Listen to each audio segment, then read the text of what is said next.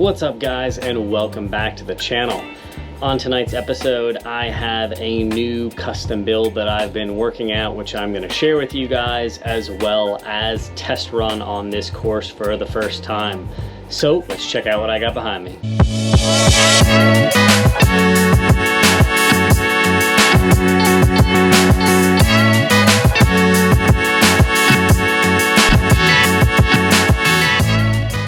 Now, you've probably seen a bunch of these on YouTube, on Instagram, and lots of different pictures, but the difference about my Ultra 24 chassis kit and what you guys have seen out there before is this: rear steer. So a lot of these, and obviously I should state this kit is not designed for rear steer, nor will it fit right out of the box with rear steer. You have to make and cut some modifications in the rear of the chassis in order to be able to fit and house the servo so it can sit properly at full drop. But if you are willing to be daring and brave enough to actually cut one of these chassis, like I was, then it is something that works out very easily. The same amount of room that you have in the front as far as servo width between the frame rails, you have in the back. You just need to cut out a little piece of the ESC tray, and there's a little bit on the back frame that's more of a 3D printed material, but it does not change the integrity. And I'll kind of give you a little bit of a kind of close up in the rear here. If you guys can see, the servo and my limit straps in the back are kind of making it hard to pull straight down right now, but if you guys can see in there, I have basically cut in, and the servo fits right in between the frame rails.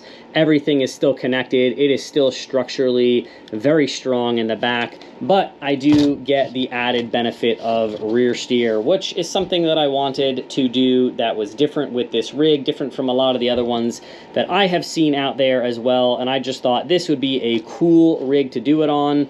The reason for wanting the rear steer is this rig has, you know, a dovetailed front, it has a dovetailed rear, as you guys can kind of see here. So it really makes it nice for rear steer, especially under full compression, where you don't get any rub. So my wheels and tires don't come anywhere near the body, the shocks, or anything for that matter.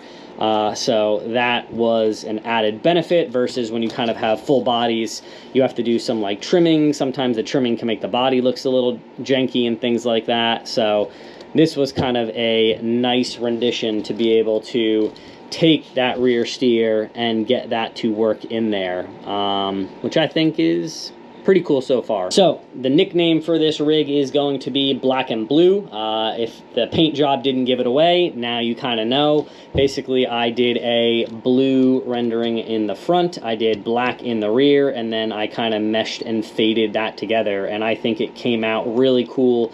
It gives it a nice look. You know, when you're kind of giving it a forward approach, you definitely have that like sleek blue look, which is bright. It stands out very nicely.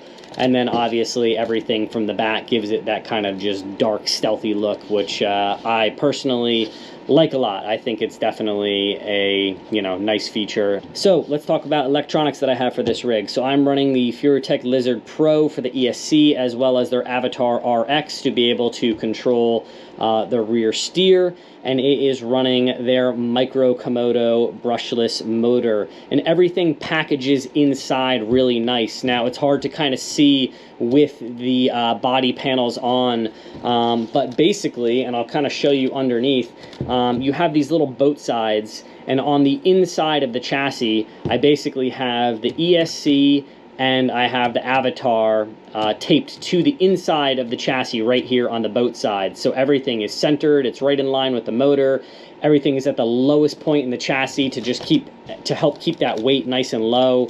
And I definitely like how that came out. It's definitely very, very nice. And if you guys have seen these chassis, all you guys do is pop up the hood and the battery can slide in there, and you can get some smaller batteries in there as well, like slide it through the door or whatever like that and secure it how you want. But you know, the standard tray works really, really fine. Now the only thing that I am still waiting on, but I just threw some, you know, temporary servos on there at the moment, is some upgraded servos front and rear. So I'm just running some Emaxes there right now, you know, and for, you know, getting the build up and running and completed, you know, I was just excited to kind of finish this project, but I am going to be swapping out these Emaxes for some stronger, more powerful servos. So I'll cover that in another video. But anyway, this thing is sitting on portal axles, so you definitely get some lift from that. I'm not too sure at the moment if I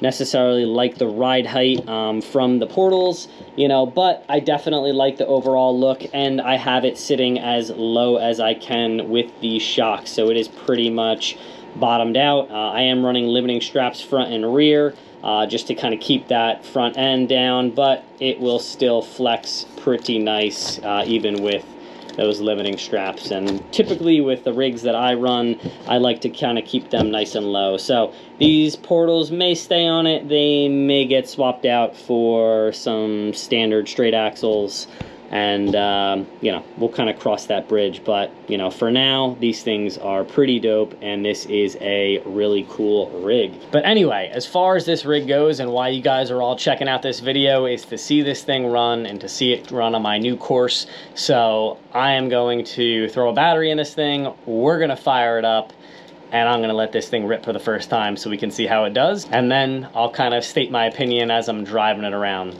Let's do it. So I got the black and blue crawler on the course, and we are going to let it rip. Now, my favorite part about this combo definitely has to be that slow crawl. It is just awesome in this motor, and it just creeps. There's no jerkiness, and it is just nice and quiet.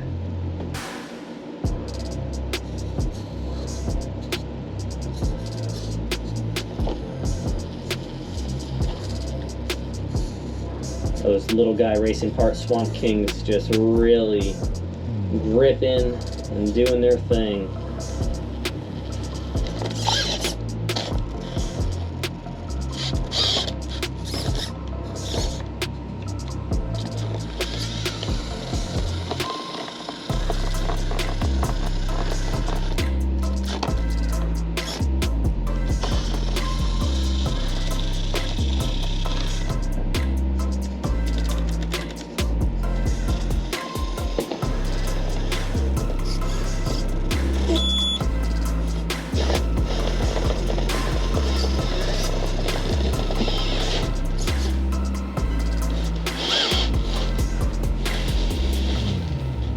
Coming on into the pit here.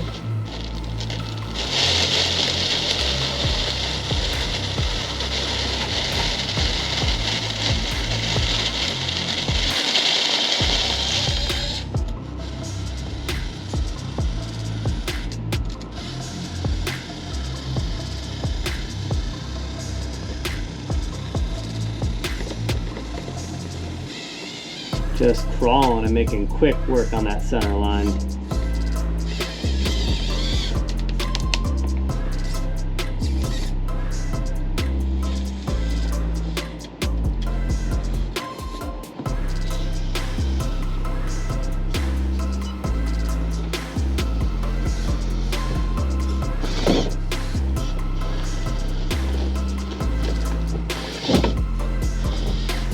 Enjoying the brushless in here and how it is performing.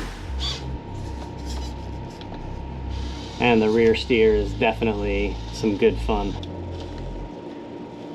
Now, because of the limiting straps that I have in this, it is just nice and stable on the inclines as well as the declines. No funky unloading on the shocks.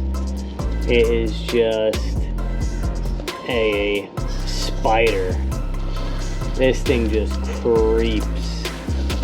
I love it. All right, we're gonna take her up the V-notch here. Let's see if she'll do it without rear steer. It's not too bad without it. Give her a little crawl. She's just gonna walk right up it. that micro Komodo just going to work. All right, next up here, we got the hill climb line.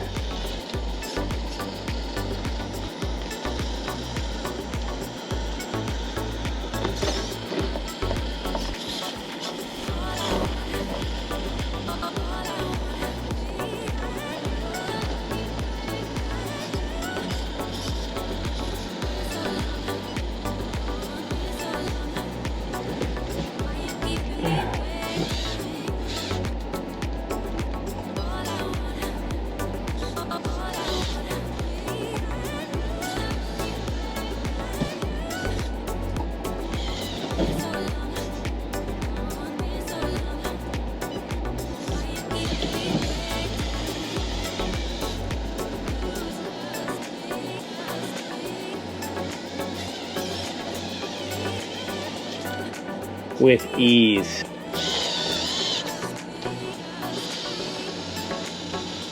Look at that. Just walked right up that.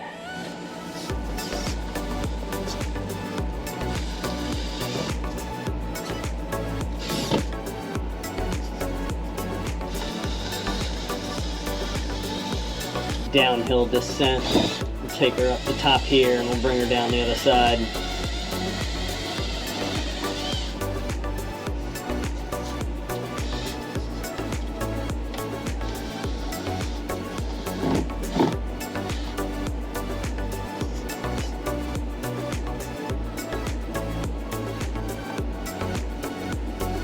Let her walk. And that's what I mean. That's where the limiting straps really definitely come into play with this. Is it does not want to unload, and it just creeps even at those steep angles.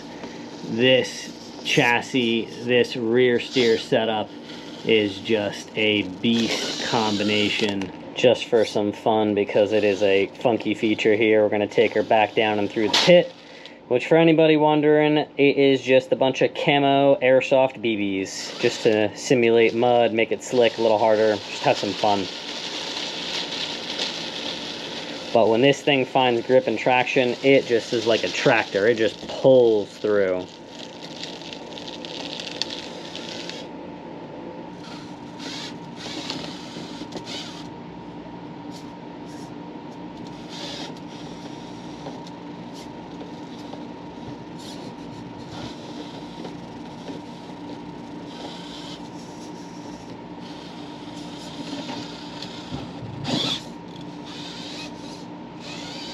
So, first impressions of Little Guy Racing Parts Ultra 24 chassis with the rear steer, I would have to say, are pretty awesome. The overall look of it is just aesthetically pleasing, like the cool little scale stuff that they have in the back, like fuel cell, radiator fans, you know, body panels, like all of that. Just the chassis itself is a cool design. It's just, you know, really a sweet package. I'm definitely digging it. Obviously, I'm really stoked about the rear steer. I'm excited for the upgraded servos when they come. The Emax ones aren't bad. I'm just looking for a little bit more out of it. But, you know, for what it is right now, to be able to get it on the course, to be able to just, you know, obviously see this chassis come to life, test everything out, obviously test the, you know, the new motor and ESC. I'm definitely very stoked. Once again, you know, I think a lot of people might be nervous taking a chassis like this and kind of cutting along the inside, but to be honest, you know, the tray in the back that you're cutting and the minimal like cross section, there was one little piece of 3D printed kind of tube chassis that went right across this lower section right here, and you obviously need to cut that out so the servo can kind of tuck up between the frame rails. But for me, that was no big deal. You obviously still have a lot of structure with the frame here. You have the frame rails itself between the body panels and everything. This thing is stout. It is not going anywhere. So in my personal opinion, you know, that little cut did not do anything to this chassis' structural integrity.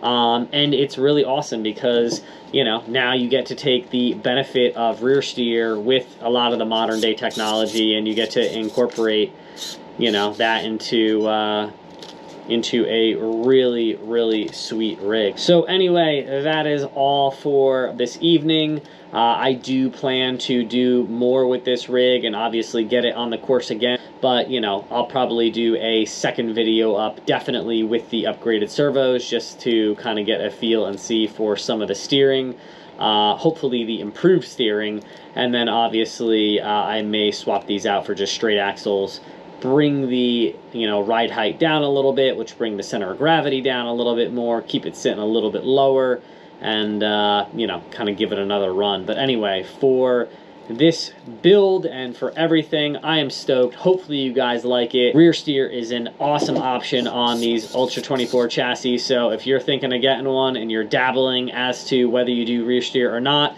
do it. It's easy, it's worth it, it's not that big of a deal.